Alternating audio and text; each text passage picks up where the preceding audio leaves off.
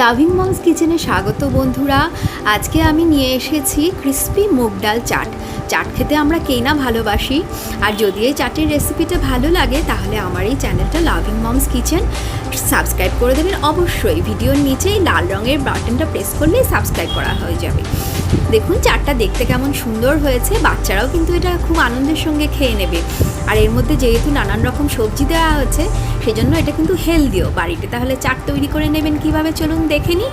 বাইরে তো আমরা চাট সবসময়ই খেয়ে থাকি, কিন্তু যদি বাড়িতে সেটা স্বাস্থ্যসম্মত উপায়ে করা যায় তাহলে তো আর কথাই নেই। এর জন্য তাহলে আমি কি কি নিয়ে নিয়েছি চলুন দেখে নিই। 2 টেবিল চামচ নিয়ে নিয়েছি কুচো করে কেটে রাখা টমেটো, 2 টেবিল চামচ নিয়ে নিয়েছি কুচো করে কেটে রাখা গাজর, আর নিয়ে নিয়েছি 2 টেবিল চামচ কুচো করে কেটে রাখা পেঁয়াজ। আর এর মধ্যে আপনারা কিন্তু চাইলে 2 টেবিল চামচ শসা কুচিও দিয়ে নিতে পারেন।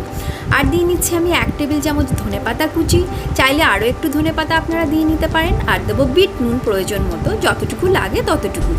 আর দিয়ে নিচ্ছি চাট মশলা, এটাও আপনারা যে যেমন ভালোবাসেন সেরকম দিয়ে নেবেন, 1 চা চামচ মতো দিয়ে নেবেন। আর লাগবে ছোট করে কুচি করে রাখা কাঁচা লঙ্কা আর আদা, একদম ছোট ছোট করে কুচি করে নিয়েছি যাতে খুব সহজেই এর মধ্যে মিশে যায়। আর দিয়ে নিচ্ছি একটু লেবুর রস, অর্ধেকটা লেবুর রস দিয়ে নিলেই হবে। সুন্দর টকটক হবে খাবারটা, টকটক ঝাল ঝাল নোনতা নোনতা হবে।